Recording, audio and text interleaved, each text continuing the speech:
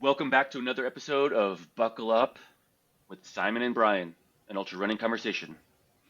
How are you doing today, Simon? I'm doing absolutely fantastic. I'm between two races. Things are going very well in my recovery. And I'm curious, Brian, how are your knees? My knees are doing well.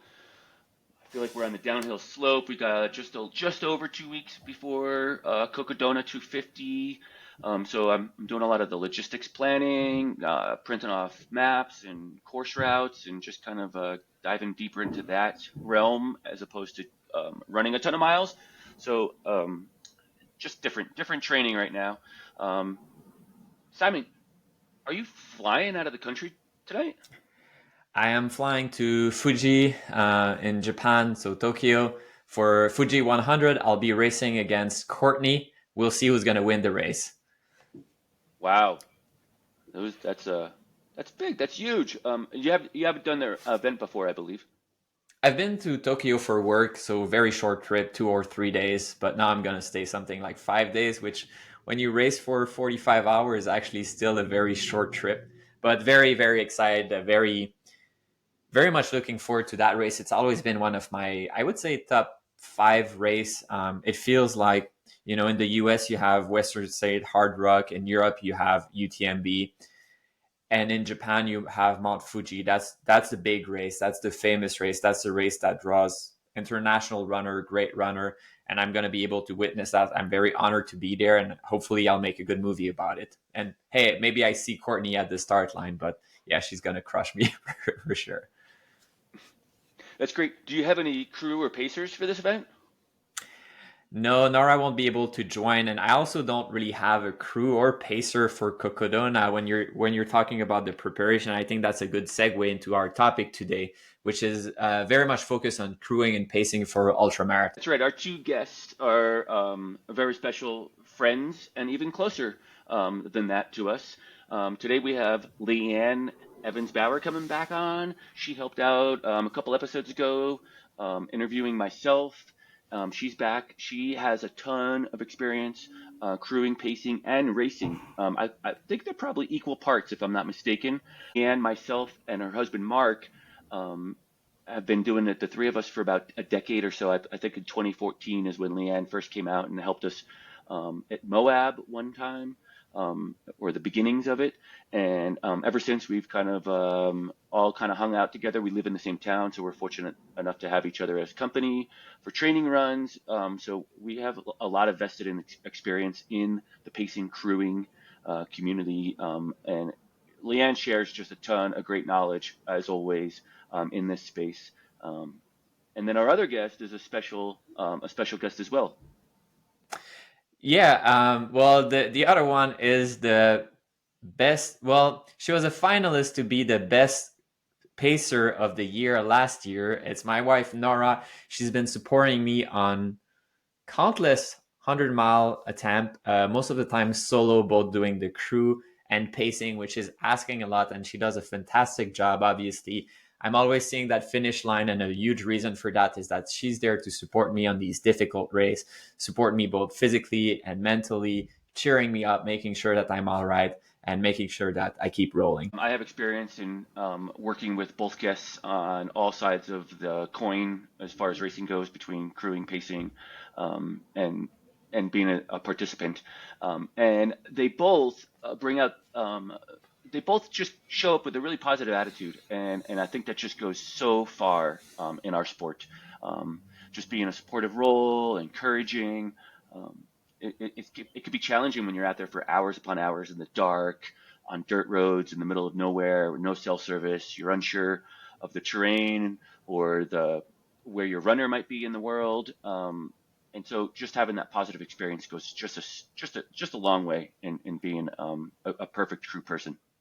Yeah, I think it was a great conversation. I'm really happy that we have Leanne back on this podcast. I think last time the conversation was much more focused on Brian, of course, on his journey, life journey, and what brought him into ultra running. But Leanne is a very positive person and really someone that embodies the mindset of ultra and trail running community, which is she gives back a lot. She's someone who's extremely positive and very supportive of other people accomplishing their goal, and herself is a very accomplished runner. I'm glad that in this episode we get to know a little bit more about her personality, about what's making her tick, and also sharing all of her experience crewing and pacing. Of course, I was happy to have Nora. I mean, I hang out with her a lot, but um, I it's hard for me when I make movies, race recap, to communicate so much the role of the crew or pacer, because the camera is with me, the camera is on the course, and the story is about me doing a race. But I think it's really important to highlight how much work pacers and crewer do for their runner, and that's something that I really really appreciate.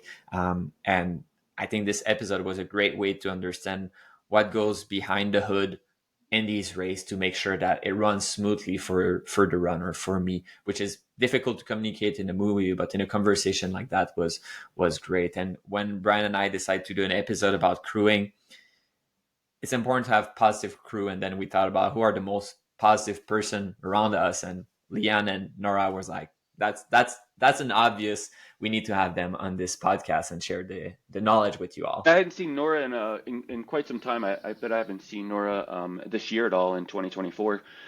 But we will soon change that here coming up in the next 2 weeks as we all embark on Cocodona. And Leanne and I live in the same town. I run with Mark and Leanne fairly often, probably once a week or so, roughly. And so I do get to see Leanne more often. It was great to connect with all of you again. We hope you enjoy the episode. Hey, this is a great episode to share with your crew and or pacers. Without further ado, here's our episode with Nora and Leanne about crewing and pacing. Enjoy.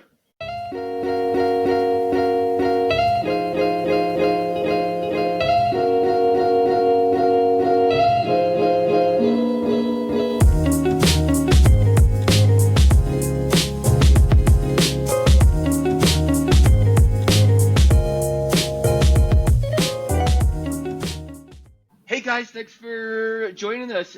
Today we have Leanne and Nora. Leanne is back from just a few weeks ago. I believe she was helping Simon on the Coach Brian interview. And today we are also welcoming Nora to the show. Welcome to the show, Nora. How are you today? I'm doing well. How are you? Always nice to see you. Nora, could you give us a little background about your history with Ultra? Just a quick synopsis, how you got into the sport, what's your role, and maybe your most recent accomplishment. Sure. So I have been in ultra running for the past 3 years. It started out with me dating Simon and me telling him very quickly that I'm not a runner, but I'm a big hiker.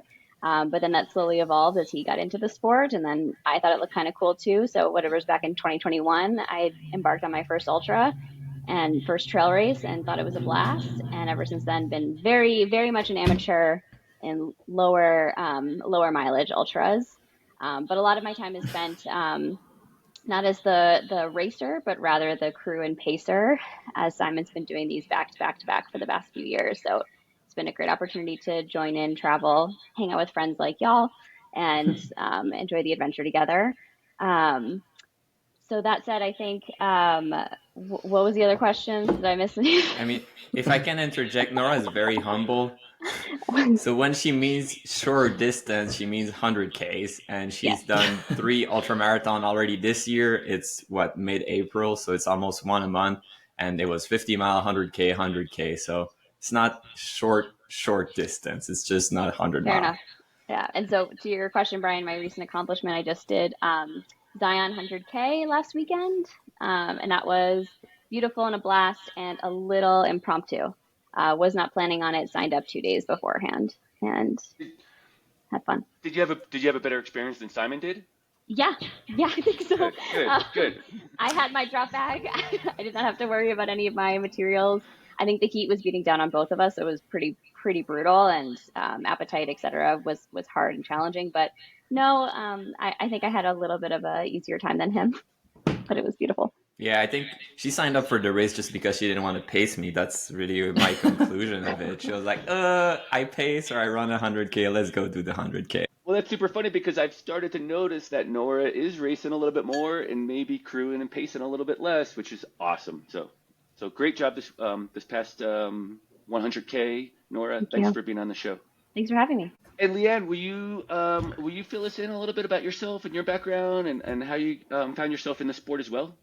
Sure. Well, I grew up as a sprinter, actually. I was always a track and Yeah. field athlete. I got a scholarship and did the heptathlon in college. And once I graduated from college, I was like, well, what do I do now? So that's when I transitioned to the long distance world. And eventually, you know how it goes, you just get longer and longer and longer. So I've done every distance from 50K to 200 plus in the last 10 years. And within that time frame, I've also done a lot of crewing and pacing for all my closest ultra running family and friends.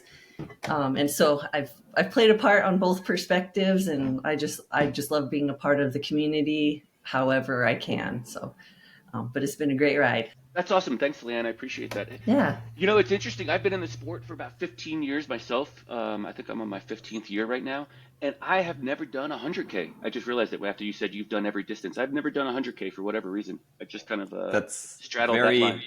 very American of you. It's Yeah, I don't even know what 100K is. What is 100K? Yeah. Hey guys, thanks for being on the show.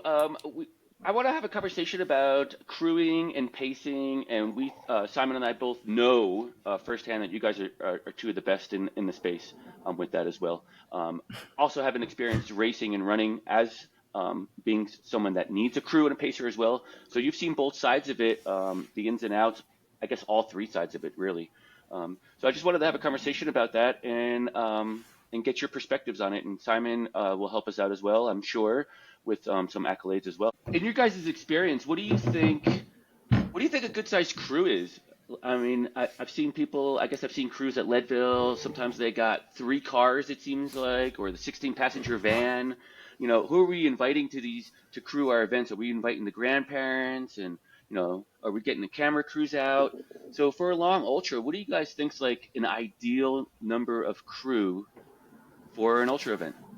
Let's start maybe with Nora on this one and see what your thoughts are, Nora.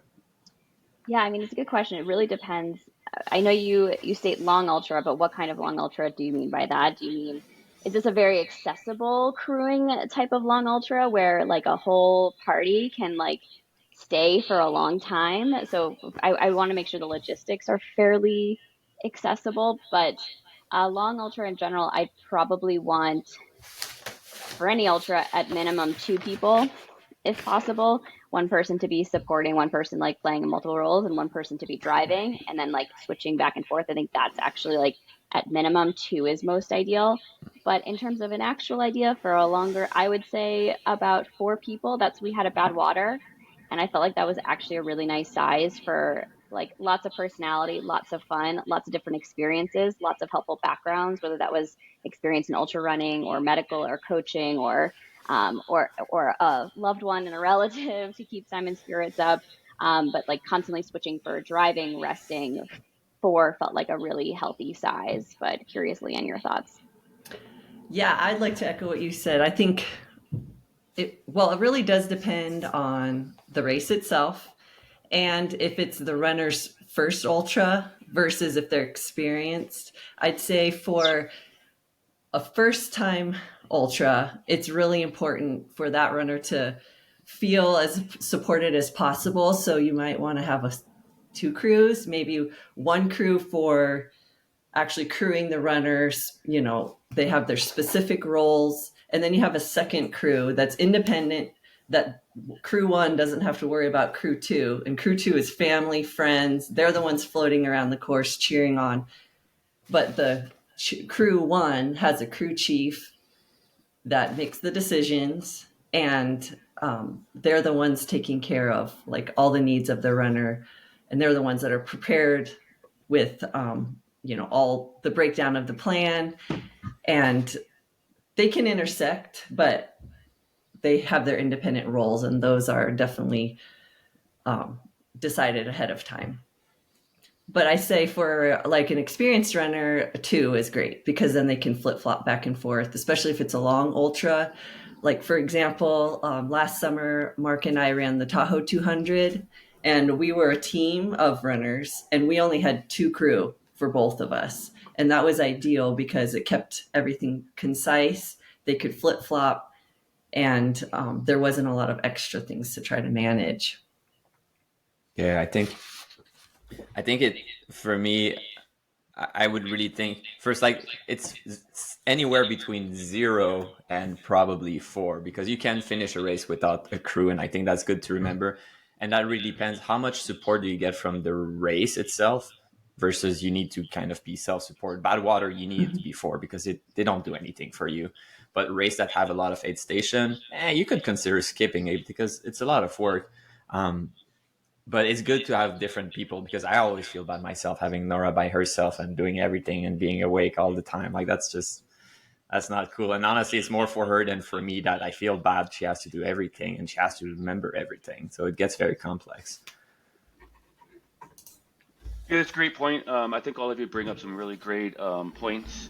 I think 0 is a number that says, that you can get some of these events done without a crew. Maybe not Badwater, but other events are definitely achievable without any crew at all. I also would say that 2 to 4 is a great number. I think you guys nailed it on that. I think 2 is a perfect number for helping with the driving, logistics, mapping, all those things. Just kind of nodding off, get some sleep, and we'll kind of address those as well here in a second. But yeah, those are all great answers. I appreciate that. What about some logistical nightmares that crews can face on race day, and how can they be avoided? What do you guys feel like that, or have you had any logistical nightmares? Nora, have you ever missed Simon at an aid station? She misses Great. me all the time. Okay. Oh man, but bump. Miss Simon at an aid station, I don't think I have, but I do think among the logistical nightmares could be like one, not timing it perfectly with your runner. So one is like missing your runner at an aid station. 2 is getting lost and not having like the crew points that you're supposed to be at. Like 3 is then also like the terrain in which you're driving around, and if it's really challenging to drive or inaccessible, if there's snow, if there's rocks, there's like just the getting to places can be the biggest. Getting to places and getting to them on time can be the biggest logistical nightmare. But to your question, Brian, I have, as you may know, fallen asleep when I was supposed to be crewing Simon on the road at Badwater, and he and his pacer had to knock on the door to wake me up. That was night 2 and struggled. That's a pretty common thing. I do that with Katie, my wife, as well. I actually asked her to go to sleep. I said, "You go to sleep, and when I pass the car, I'll knock on the window and wake you up." So, how about yourself, Leanne? Anything to add to that? Yeah, I think crews not knowing their roles, maybe there could potentially, if you have too many people and they all want to be in charge, that could be a problem amongst the crew themselves.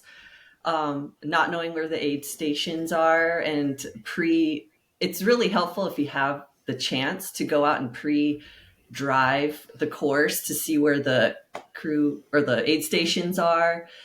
Just so you can feel confident as a runner that your crew knows where to meet you. And if it's a huge race and the race allows it, maybe have alternative crewing spots so that the crew doesn't get, stuck in a traffic jam or unknowingly have to hike in a mile with all of the stuff to be able to aid the crew. So kind of having a flexibility, having a plan, and being able to, improvise on the spot are good ways to, keep those nightmares from happening.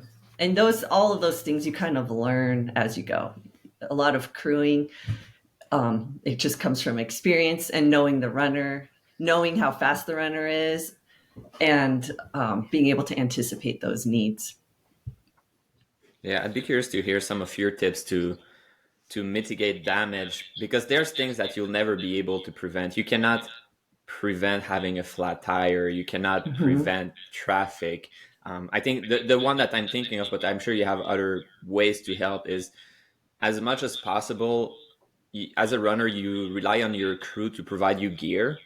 And I think some of the essential gear should go with the drawback system, just in case, Mhm. the car breaks down and they cannot bring your headlamp for the night, your race is over. But if you use the drop bag system, your crew can go and pick up the drop bag when they're there, and that's it. If they arrive too late, as a runner, you will see that, you will use a drop bag, you don't panic, your race is not going perfectly, but it seems a little more reliable. If the only way the drop bag doesn't make it there is basically there's no aid station. Like the aid station crew somehow did not make it, and that would be a bigger disaster than not having your drop bag. So it's gonna happen. They will have your drop bag most of the time. So just what are the tips that you have to mitigate damage beyond that you've learned? Because you're right, Leon. People will learn from experience, but it would be great if they didn't have to do the the mistakes that we did, or they have a way to fix that. Yeah, absolutely. And to go off of the whole schlepping all this crap in for a mile, I learned that pretty easily with Leadville and the Twin Lakes aid station. Year one, I was carrying a bunch of crap in and I was exhausted. Year two, I got a collapsible wagon and I could just throw that in the back of the truck. And if I knew I needed that, I could just throw all the crap into the wagon and then carry. I'm not having to carry everything. I can just wheel everything in, and that was such a hit. And then since then, we've parked ahead of time, like the night before, and kind of had our stuff ready to go. So we had the first parking spot, and then all we had to do was just wake up and set everything up. So it's kind of like if it's a race that you're going to come back to, you kind of learn these things as you go and figure out better ways to be more efficient and not deal with the crowds. At least in Twin Lakes, that the crowds are the biggest challenge there. I think I'll touch on exactly what Simon was talking about. It was a great point. Is that I do rely on crew at most of my events when possible, but I always have a backup plan, and I do use the aid stations for drop bags when available. I put in stuff that I will need, like my own nutrition, if that's a concern for me. I'll put in my own nutrition. I might put in a pair of gloves if I think I'm going to be there going into the evening, or a hat or something, but nothing too crazy, especially if I do have a crew. Nothing that I'm not willing to leave behind at the end of the event. So if I left a couple granola bars, I wouldn't be upset about leaving them and not picking them up and getting them back later on. As long as I have a crew. If I didn't have a crew, of course I'm going to load up that drop bag with everything I need, all sorts of gear, depending on where it is in the course. Another point that Leanne brought up, what I thought was really clutch, was about people's roles, or your crew's roles, and kind of assigning roles. And I think that's also super important. All too often, like we see it at different events where the crew is just kind of lost. They don't have any directions or any understanding of what they're doing, or what that looks like. And so having that structure, having that aid station or a crew captain, kind of directing everything, and having assigned roles is really critical. I believe that's really important. And I know that we've done this, at least the three of us have, Nora, Simon, and I, at Badwater for Simon. It was really clear and cut. We had roles, we had driving directions, we had change of shifts almost in driving as well. So everything was really spelled out for us in that scenario. If I can just add to that, one of the reason I asked so much of Nora as a single crew is that I can 100% trust that she will do what she has to do. And I feel that if it's a bigger crew, it will dilute responsibility. And it's my wife. I know she will do everything right, but it's true. If you can say, like, okay, like you're making sure he has water in his bottle, you make sure he has food, you're the one filming Simon for his movie, then it's bang bang bang. But you have to have a single person that like knows the whole thing happening, because as a runner you're all fucked up and you don't know what's going on. But Nora, do you have any tips? And I'm actually particularly curious about how you do with just being a one person crew, which is unfortunately a situation that is pretty common, because you marry someone to have a crew. I think that's what we all do, really. I agree with what everyone has said so far already. I think it's good to make sure, like you plan ahead, and maybe we'll talk about that later, but have distinct roles, have good communication. I think what you're speaking to at the very beginning, Simon, which I think is essential for any crew you have, is that they're reliable and dependable. I think that's like criteria number one. Um, with the exception of like if it's family that just gets to stay there all day to have a party, like they can do whatever they want and they're there to cheer and support.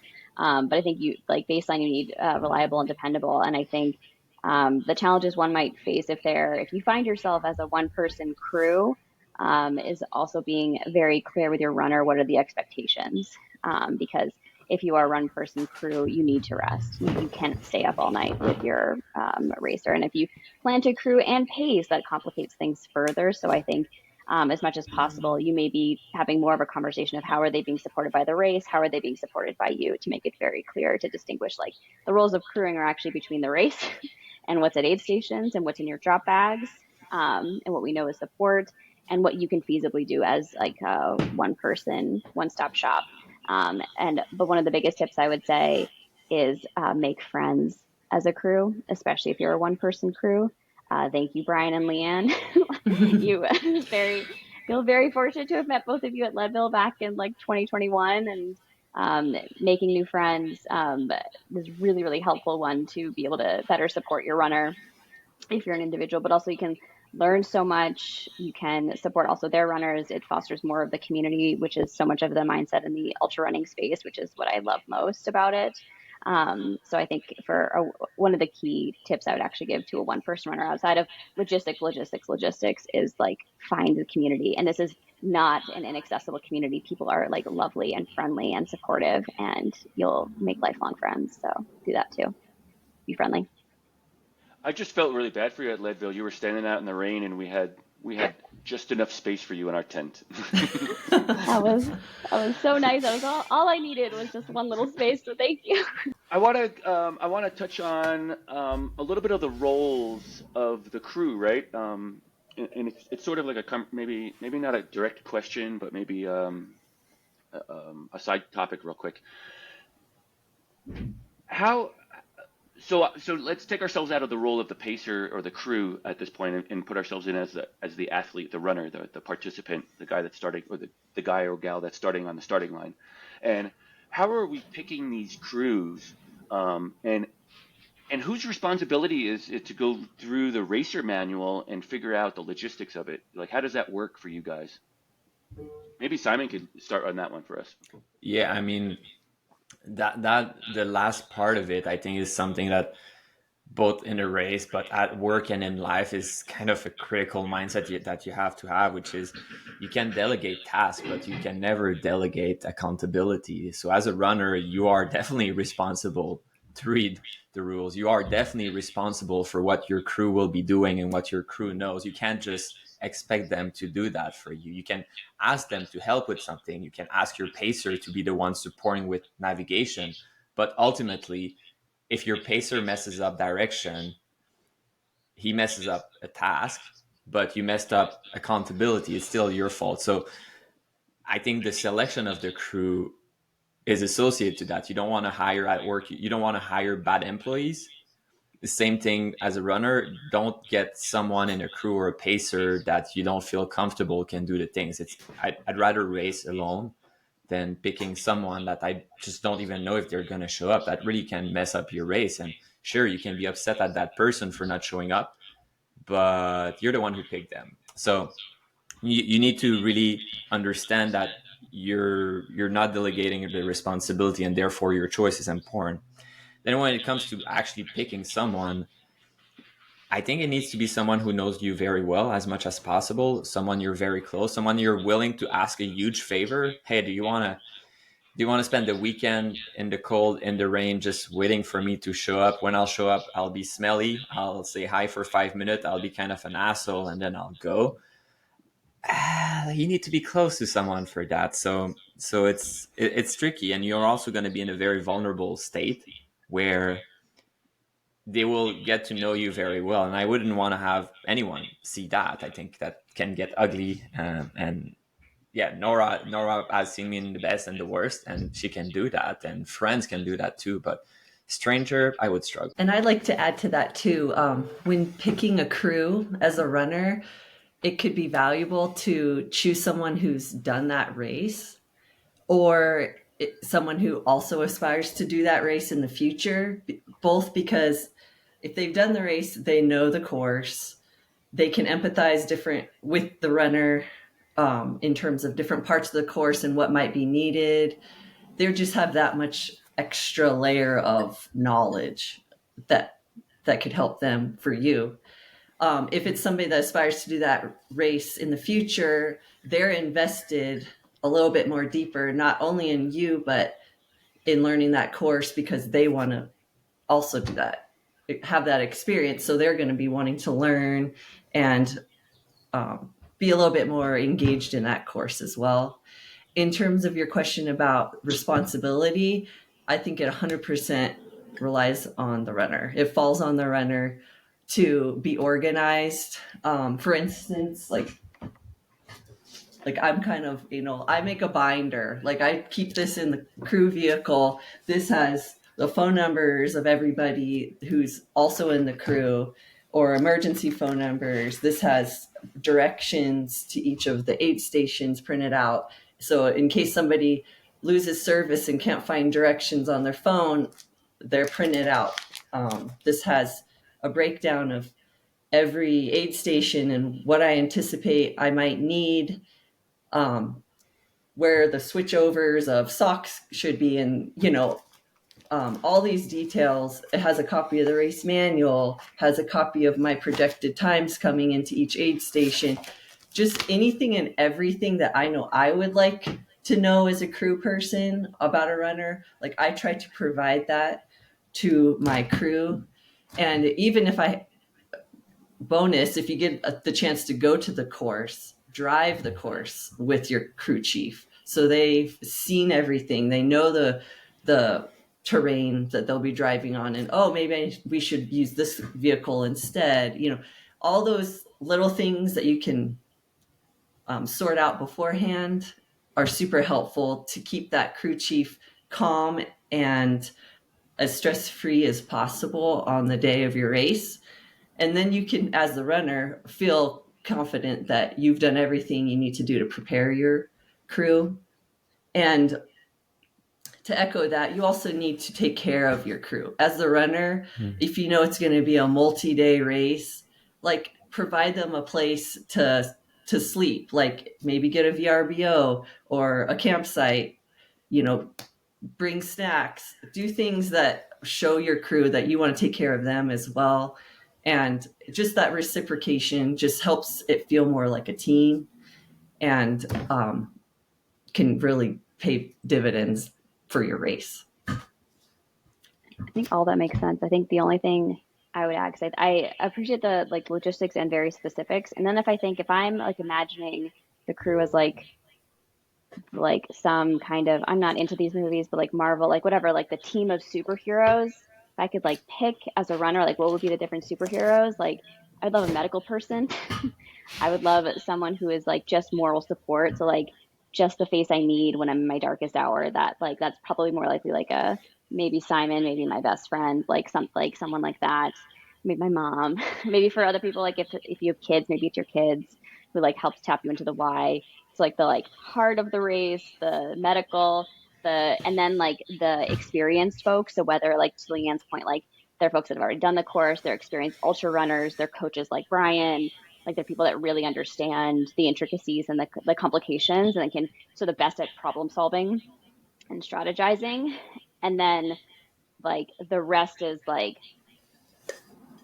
of course some very specific roles, but party enthusiasm, personality hires, people that want to have a fun party experience. I think that would be my ideal crew in terms of safety. Of course, all that depends on the intricacies of any race, how much medical support they have or do not have, and so that would shape more the team I want. But that would be my superhero ultra running crew, I think, as I'd give them each their own cape. That's great. I really like your analogy, Nora. I'm not into superhero movies, but I understand the concept, right? But I would also say that potentially some of those roles can like overlap. Like the medical person can be logistical person or the experienced person that has experience at the event. So some of those can overlap as well. I think that's the only addition I would add to that. That was all great answers, guys. Thanks for the update on that. If we know we're gonna be out there for a long time as a crew driver, right? You are racing across town to park your car as close to the aid station as you can. You're setting the stuff up, and then you're waiting around for 3 hours. So how do you entertain yourself for those 3 hours, and what does that look like um, for for entertainment purposes, for alertness? Like, what are you trying to do in that 3 hour time? What does that look like for you guys? For me, I would, depending on what time of day it is and what part of the race it is, I would either try to get some sleep because that will bank in the future for me. Um, if I haven't run myself lately and I know I'm not going to be pacing anytime soon, I might take that time to go on a run and get the wiggles out because more than likely I'm hurrying up and waiting the whole time, and you just kind of want to be involved a little bit more and run yourself. If I get really antsy, I might wander over to the aid station and see if they need a hand, or maybe help someone else of another runner that's coming through. Just get engaged with the race, make friends, like Nora said. That's always a super fun part of crewing as well. Yeah, I'd agree with that. I think that's because I think one thing that will surprise a lot of people, especially if it's their first time crewing, is how tired you'll be. You're like, I'm not doing the ultra event. Why would I be tired? And a lot of what I'm doing is sitting around, but there's like a lot of like rushing, anticipating, pausing, and then just being out for a very long time and knowing someone's depending on you. So there's like a fatigue that happens when you do that for hours and hours. So I would think about what are the things that would sustain me. So like Leanne said, like it might be like running out. I am definitely someone, I think at every single one of Simon's races that I've crewed, I get way too antsy and just start trying to find him backward on the course to a degree. So like that's my like getting out the nerves a little bit is like, let me just jog and see where if I can find him like somewhere, and then I'll run back again and be like, that was silly. He won't be here for an hour. What am I doing? So it is good to healthy to get out the nerves. I might make sure I have something like really yummy and delicious for myself, whether it's like the first cup of coffee, or like a nice treat I'm getting for myself that's like on the way. So as a crew, be mindful of like what's around you that's gonna be fun and interesting and sustaining. And then, but want to really echo the final point from Leanne is like the community. Like you're surrounded by people, like join in, help them crew. You'll make really great friends, and that's a part of to like a part to get involved, even when you're not immediately with your runner. Crewing these events is really stressful. You hurry up and waiting. You're afraid you missed your runner, especially if you're new at this. Even if you're not new at this, as Nora has alluded to, you're afraid you missed your runner. Potentially, you're out of service. Potentially, you can't get updates. The aid station doesn't know where your runner is either sometimes, and so you're kind of like getting a lot of stress built up. And so we talked about it a couple weeks ago, Simon and I earlier. But I really feel like you have to take care of yourself in order to take care of others as well. And so that is those comfort foods, getting the proper rest, just being mindful that you're only able to help others as long as you continue to stay healthy yourself. So you have to eat, you have to get that rest, even if it's a little cat nap. Just make yourself visible on the course somewhere, like at the aid station where your runner could find you. Like I had mentioned already with Katie, she'll park her car in an obvious spot for me, and I'll just knock on the window and wake her up. And we're good with that now. That works for us. She's able to fall asleep now, but she wasn't. There's first few seasons she was not able to fall asleep. She was stressing that she missed me or all those things. So just taking care of yourself will help you take care of your runner as well. Anything else to add, Simon? Yeah, I mean, I think it's normal to stress because your runner is not there, especially if the runner is late. What one could do is help other runner, and that's a subtle way also to potentially get information about your runner. I think nowadays, if I would ask, have you seen Nora, people would actually know who Nora is, or some people would know. So that could be helpful. But even when we were at Tusher, I was able to to ask a few people, and eventually I was like, hey, like, did you see a girl with brown pants? And they was like, oh yeah, like we ran together before, and she's struggling, but she's still coming. And it's like, okay, like good, like I know she's in pain, which is not great, but she's still rolling.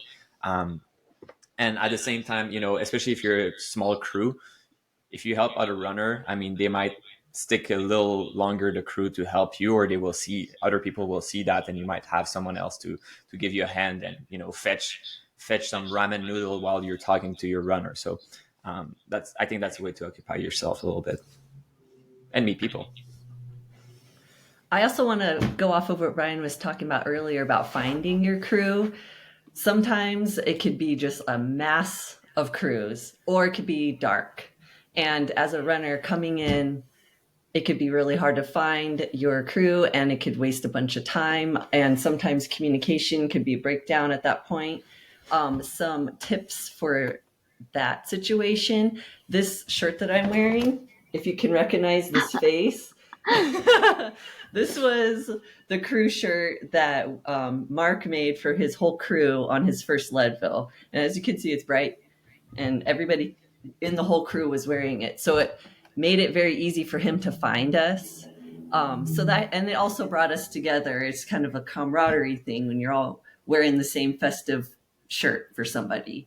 And if you're coming in at nighttime as a runner, having your crew have a bunch of lights or some distinguishing thing that to put on your car out on the course, so that understanding is already set ahead of time. Look for these lights, then that could really help find, make that interaction quick and efficient, so the runner can be on their way. Yeah, I think those are all really good points. And I think I'm also thinking about, Brian, what you just said, which are like, you don't know where your runner is. The aid station doesn't know where your runner is. There is no service. I'm like trying to think of like, every time with every new line you said, I was like, oh, well, I do this. And you're like, no, you don't have that. And I'm like, all right, well, this is a very, very tricky scenario. I think to a degree, it's like Leanne's point, which is preparing for issues of like finding each other is a really critical part of the planning process. So even having a plan around, if like what's an essential aid station or essential place where like I cannot miss you, versus like really nice to be there. If we miss each other, it's not the end of the world, but it's important to like know and prioritize what are really crucial parts in the race. So whether that was like just after going through some rivers or water and like you want some help with shoes and changing gear, you're about to do a climb, you just finished a climb, you want to drop off your poles, or however, if there's like a crux point, changing into night gear, changing for like the weather in the afternoon will always be rain, whatever it is, it's important to identify what are like the biggest priority points of support, ideally all of them. But I think that would be good to know, just in case, like to your point, Brian, something bad happens and you're unable to get into contact, where is the safety zone that like we know we're going to be at the same time at some point. I feel like there's definitely some camaraderie with other teams and other crews. You start to see the same runners. Normally, when we're running these events, we're relatively in the same groups of people, so we start to see like, oh, these guys just came in 30 minutes before Simon at the last aid station, so potentially we could see Simon in the next 30 minutes at this aid station. Of course, things change, and we know that, but Totally. but they're good guesses. They're good positions to kind of help take a better guesswork at where our runner could be. We start asking those crews, start asking those runners, have you seen Simon? Did he look good? Was he falling off? Was he picking up the pace? And just the camaraderie alone will help you make friends. All those things. It'll help you make friends. It'll help you get better crew access, better information on where your runner might be.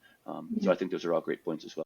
I think my next question is kind of geared maybe towards these more challenging events. I know I noticed it at Uray 100, and maybe Simon might have as well. That we saw pacers out on the course with their crews at the aid station, and some of the pacers looked like they were struggling over some of the challenging terrain themselves. How could we mitigate that better? How could we make that not an issue in the future events? And how can we alert our pacer to the needs and demands of that specific section in the course? You guys got any ideas on that? I think in an ideal world, first you pick, like Leon said, someone who did the course so they would know.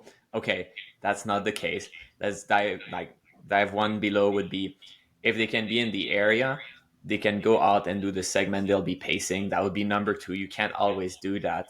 Number three would be okay, can't actually see the trail, but what will be the big challenge? If, for example, bad water, we know heat is going to be a problem for crew, for pacer, for runner, and you can do some heat adapting. You can go to the sauna. If you're racing Uray or Leadville, you're going to be at altitude. You're going to feel like shit if you come from sea level. So can you acclimate to altitude? Like, these things will make a huge difference, because I would wildly guess that people that struggled as pacers at Uray might have been decent runner, but not acclimated, and then they got totally screwed, because running at 10, 11, 12,000 feet is really not the same. You really get messed up. And I know you guys are living in Colorado, so you might be more used to it, but for sea level dwellers like Nora and I, it's for a week I'm messed up, for a week I have headache, for a week I'm weak.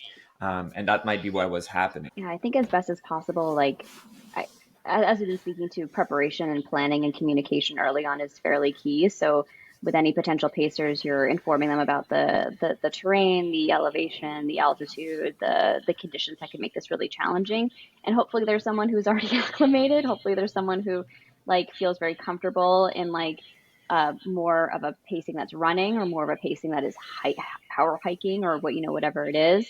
But you can't always, one, like anyone can have a bad day, and two, there are still challenges you might not anticipate, like they trip and hurt themselves or something. So I think one thing that's really important in the mindset of a pacer is like, I think rule number one, of course, like you and your runner should just be safe, right? Of course. But like rule number two is like you're there to support the runner. Like what you need to prioritize is the runner being able to like safely complete this course. So if I want to make sure if I'm pacing, like if there's something wrong with me, we have a clear plan where like I drop off and you go. Like I do not ever want a situation where my racer is having to support me as the pacer. So I think it's really critical if you're starting to struggle to communicate that, not to worry your racer, rather, like, depends the degree of comfort. If you're just feeling tired, like maybe don't tell your racer unless it's like a helpful way to commiserate, and like be miserable together. But it depends mentally what your runner needs.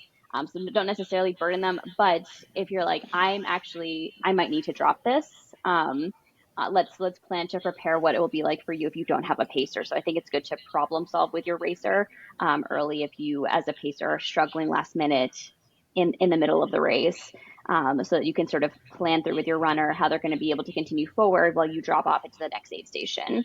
And so have some degree of a plan. If something goes wrong with the pacer, what do we do? And be prepared to have those conversations, and in particular be prepared for how the racer might respond if like they're already in a bad mental space and they might feel like, oh no, I have to DNF because I need a pacer. So I think anticipating those conversations early on would be really important. But you're right, you want to pick the pacer as best as possible, but like race day, things will happen that you didn't predict, that like the best racer in the world will have stomach issues suddenly, or the best pacer just suddenly like is keeling over, vomiting, and like we don't want to slow down the runner. So have a plan early on. All right, I'm going to probably take care of myself here. Let's see if I can tap into Brian to pick you up here, and continue on the course. Otherwise, like, you got this, let's work through this. That's probably what I would say. But what are your thoughts, Leanne? My thoughts, I love all that you just said, and I echo those. I also want to add, we all know training for an ultra takes months, and there's plenty of opportunities to call up the folks that you have recruited to be your pacers and get on the trail with them. That's, as a runner, that's your way of checking in to see if they're training as well, seeing where they're at. And you're also giving yourselves the opportunity to bond and get acquainted with the needs of that runner and the style of that runner. And you can kind of get an idea of what it's going to be like out on the race course together. So you can anticipate that connection. And you can kind of evaluate if your pacer isn't really going out and doing the training to get them ready for their portion of the race, then you can help encourage them along the way for race day as well. And going back to the crew chief, if the crew chief is not going to be the pacer, they can also evaluate ahead of time. Like, I don't know if so and so is going to be ready to step in because they know what's going on while the racer's out on the course. So and so is having a bad day here, and so another role of the crew chief is to be able to have a plan B if they need to shift pacers around, and anticipate the needs so that there isn't a problem out on the course. Because having a runner drop their pacer is never a good thing for either of those two people. They're going to remember that forever and feel really bad. So we want to try to take those months leading up to a race to prepare everybody as best as possible for the best outcome. I'm actually curious for both of you because you've mentioned it. Like, what's the etiquette if your pacer cannot go on? Because I kind of disagree with Nora. If my pacer is all fucked up, I'm actually not gonna drop them. Especially if it's an injury. Like, I remember telling Mark when he paced me at Leadville, I was like, "Hey, dude, like, what do I need to do?" And it's like, the most important thing is like, don't fall down and break your leg, because I'm not gonna leave you there. Like, are you fucking kidding me? Like, we're in the wild. It's not a road marathon, so I would definitely stay with my pacer if he's injured. If he's just struggling, I would probably at least make it to the next aid station. And I think a worst case scenario is maybe you try and convince another pacer, like, hey, can you take care of my pacer? And I'll go with your runner or something like that. But yeah, I'm curious what's the actual etiquette there, because you're right. You'll remember that all your life, that you had to drop your pacer and was eaten by a mountain lion. It's like, oh shit, oops. Yeah, I actually don't want to go too far down this rabbit hole, but I totally think we need to kind of assess this one out real quick. I believe, so I think you, both the both the crew, the pacer, and the runner all need to know the specifics of the event. Some events won't let you drop your pacer. You guys are married until the next aid station, whether you go forward or backwards. You're responsible for the safety of each other, whether that means the runner and the pacer. So dropping one isn't an option, and that's specifically at Moab for sure. I know that we had an issue this year when I was the aid station captain. We had an issue of that coming in the mile 200, where a crew or a runner and a pacer wanted to separate, and they were not allowed. They had to stay together in order to get out safely so that no one was left alone. We don't have tabs on that pacer sometimes. Most of the time, we don't have tabs on that pacer, like a tracking unit or anything. And so just to leave your pacer out there is not really advised. Maybe in a bad water situation where it's every 2 miles or every mile and a half, we could pick up the pacer as well. If you drop your pacer and the pacer goes backwards, you're putting added stress on the crew. That crew chief has to turn around and go return to the last aid station to pick up your pacer that is dropped, in order to move forward, in order to keep moving forward throughout the course. Of course, courses are different. Sometimes they're loops, sometimes they're out and backs, and so you might be able to pick them up on the return trip. But that's my take on it. You guys have anything else to add to that? Only that, yeah, I agree, and apologies if I'm like putting anyone in danger. I do want to say that, yeah, rule number one is to both you and your runner are safe. So that's the end goal. So I think I would, that's I'd be mindful of, like, you're not stopping in the middle of the race, but like stopping where there's people to support you. But I agree with your points, and I think the etiquette. It does seem like I didn't realize there were some races where you couldn't drop. So I think another thing that's very important to know is, like, what are the rules around pacing for your race, and to plan accordingly. Yeah, I mean, just to put it clearly, I'm not gonna drop you on the trail. Like, if you struggle, like, I'm taking you with me. So otherwise I'll hear about it on the drive home. So I'll make sure you're okay. I just read in a recent post by Simon that he's got, I think, 38 100 milers and no DNFs. But I got a question for you, Nora.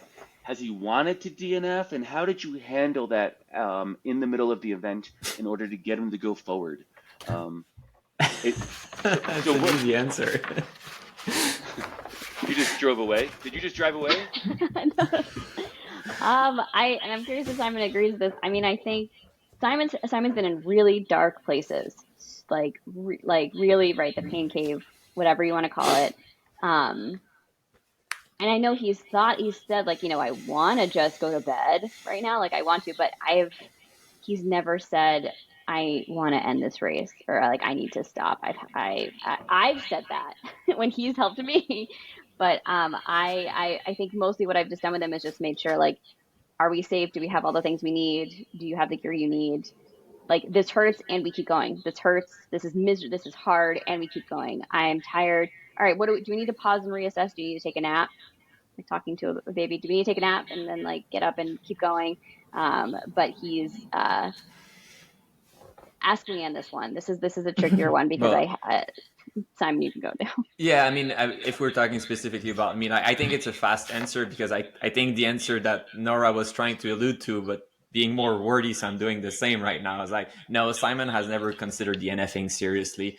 I'll come to her and bitch about stuff and complain and say, I want to sleep, oh, it's hot, like, sure, bitching feels nice, but like, realistically, that has never crossed my mind, and I don't think she's actually seen my worst. I think my worst was probably Vermont when I was shitting every 30 to 45 minutes. Like literally, I probably lost 15-20 pounds of like fluid. Like that's really not great.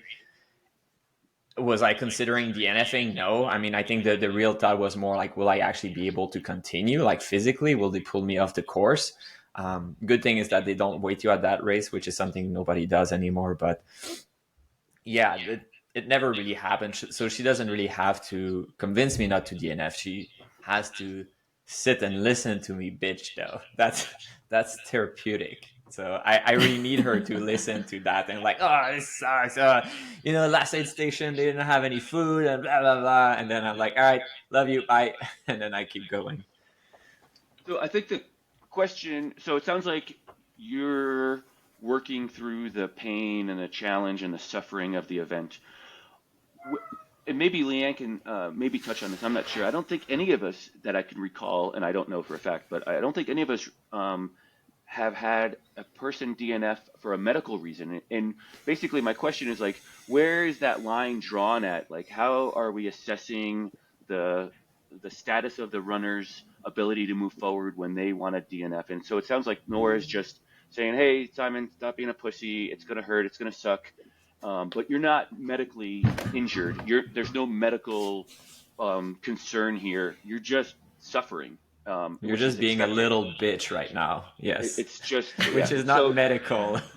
yeah, it's not that's not a medical term. So Leanne, do you have any experience with that, or can you maybe touch on that just a little bit? Yeah, for sure. So if I know I'm going to pay somebody, I am invested in their goal. Like, that's my goal, is to achieve what their goal is. And I want to make sure I have these conversations ahead of time with the runner, that I actually go on training runs with the runner and we establish what's your A goal, what's your B goal, what's your C goal. That way I have something to work with if things take a turn in the race. And then I also try to learn my runner, like, what music do they hate?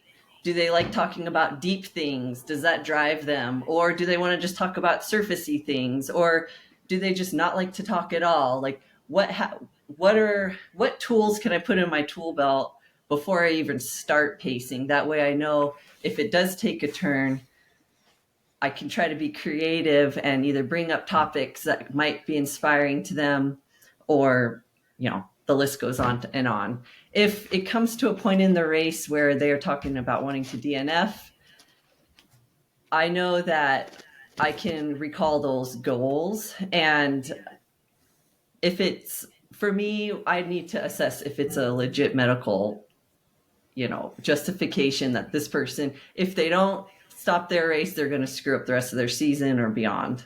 If it's something emotional and they're just in a really low, dark spot, I'll try to draw from that toolbox. I know for me, if somebody's going to pace for me, I tell them, if a bone's not sticking out, I just want to keep going. And if I'm going to end this race, it's because the race decides, like either I time out or whatever. But that's my standard. So I'm not going to put that on everybody that I pace. I just want to have that understanding ahead of time. That way, we have a lot of time out there on the trail. I can get creative. I can read the runner. I know this from all of our training runs, that this really lit them up. Like when we went on this training run, I can bring up that hard workout that we did and remind them like they can do this because they've done it before. I'll try to get creative and use any angle possible to get that person to continue to move forward, even if it's crawling. So That's great. I think we really need to read the room on a medical situation and kind of just assess if is it just Simon being a little bitch, or if his bone is sticking out, obviously that might be an issue. But we do have medical emergencies that are internal that we can't see, but we just need to assess it. I think if it was my runner and I had questions about it, hopefully I'd be close enough to an aid station. I could maybe go to medical and kind of get some direction from the medical team, because I'm not I'm not a medical professional, and so I think I would try to utilize that as a one of the resources available. But out on the course, I would continue within reason. I guess it depends on the emergency itself, but I would continue to try to get the athlete to the aid station in order to get assessed and make better decisions farther down the road. So yeah, I think those are all great answers. Yeah, I mean, if I can add, like, with specifically medical DNF or medical DQ, I'm actually leaning more on the side of like we push a little too much in the sport and we normalize that. And I don't have an issue with that, but like Goggin will brag about, hey, like I was peeing like blood at the end of my race because I'm such a badass. And like I'm like, no, you're not a badass, you're stupid. Like you could have permanent kidney damage from that. And look, we're not professional runner, it's a hobby. Of course, we've invested so much effort, so much time, so much sacrifice, so much pain to see that finish line. So I agree with Leon, like, if the bone is sticking out, like pull me out. Otherwise, like, don't pull me out because I'm bitching, right?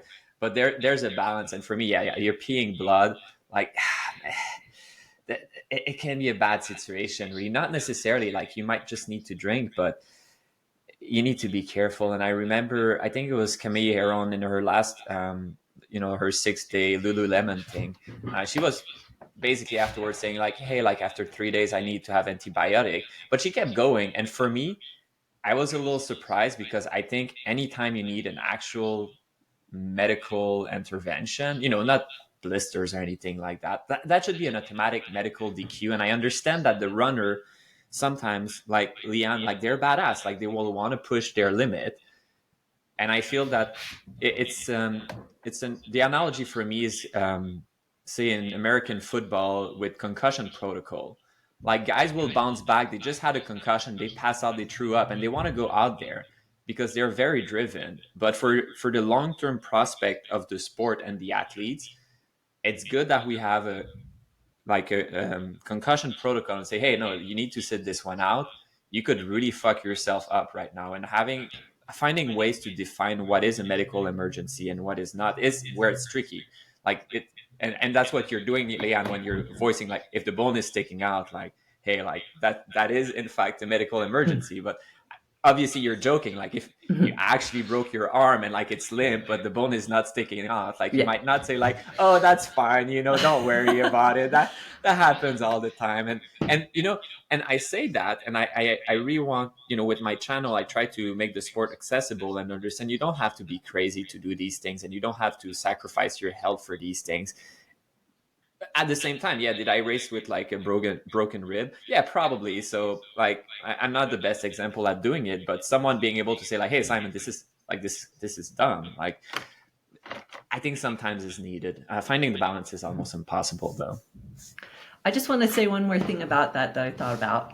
If you're doing your first ultra and you are going to have a family member or loved one be your pacer, you want to make sure that that's a smart decision. They understand.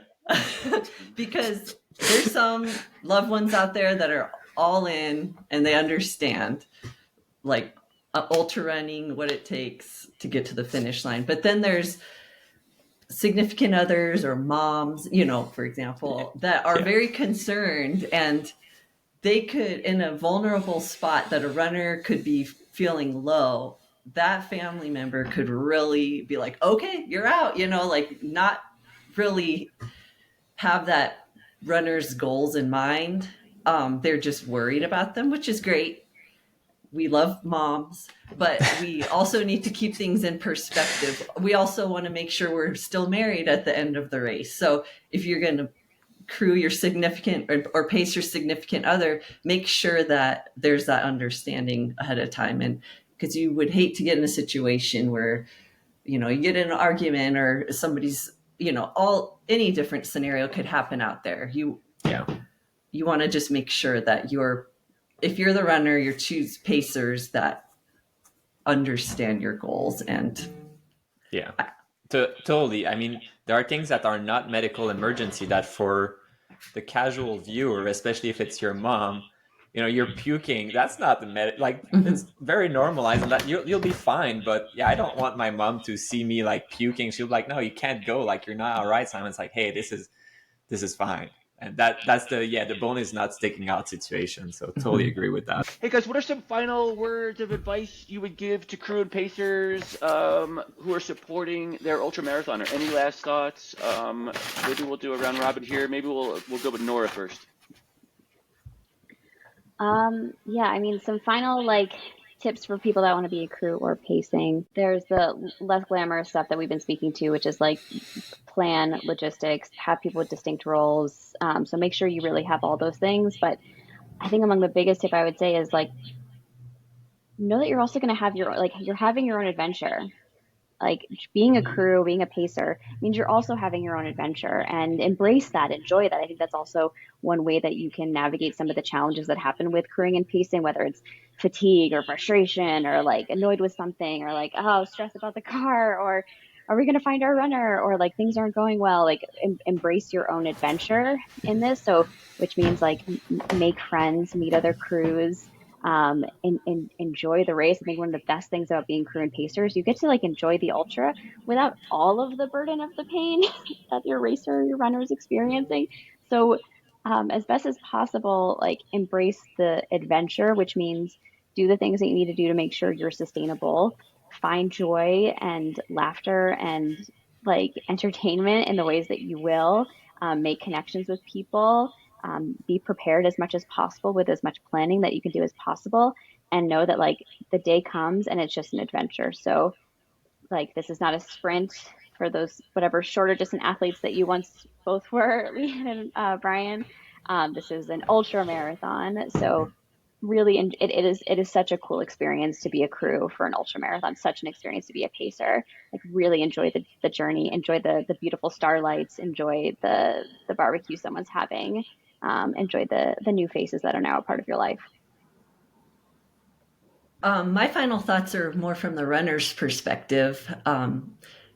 Consider your crew and pacers a huge reason why you are accomplishing your goals, and make sure that you reciprocate. So if any of those folks are inspired and sign up for their own race, be the first one to volunteer to pace for them or crew for them, because at the end of the day, we are a community and we all should share all roles, just so it makes you a better well-rounded athlete and support person for somebody else, but also just to show your appreciation to those people that might be taking PTO for you and might be spending their own gas money to drive to a different state for you, and know that they love you so much that they're doing all these things for you.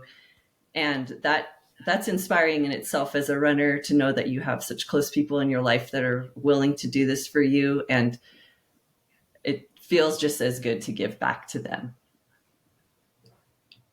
Absolutely. I mean, it means that there are people that love you or people that want to see you suffer, which, I mean, either way, you take the help. If I can just give a small remark myself, because what you said, both of you, is great. I think crewing and pacing is definitely part of the ultra running experience. And I actually feel sorry to some extent for people. I think in Europe, it's not nearly as common. Pacing is not really a thing. But I think that's part of the adventure, is sharing these miles, having that support. And trail and ultra running sounds like an individual sport. You're running, but it's a community sport, and you have the larger running community, but you also have your kind of trail running close-knit family And this bond is really important. That's why I love Leadville so much. I go to Leadville every year, not because it's my favorite race per se, but I know Mark and Leanne will be there. I know I'm going to meet Brian. I'm going to meet Katie. I'm going to meet their kids.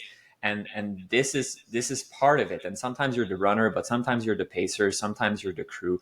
And this is a bond that is very unique. The bond of a runner and a pacer can be very close because you're in such vulnerable place, but this person is there for you, or this person is there to see you suffer, whichever way it is. This is something that is unique and something that you won't develop just hanging out at the bar having a beer. Thanks, guys, for those great answers. I think my last final thought would be is as a crew and pacer, be prepared to be inspired. Our community is really deep. We are pushing ourselves. We are challenging our bodies, and it's inspiring. A lot of my crew and pacers that first started with me back in 2010 went on to do their own 100-mile challenges later on, a couple years later. And I think it's just speaks to the community that after experiencing it, they want to continue to stay in the community in their own way and have their own experience. And so just be prepared for that. Our community is super giving, and it's just a great space to be in. So I appreciate all the answers.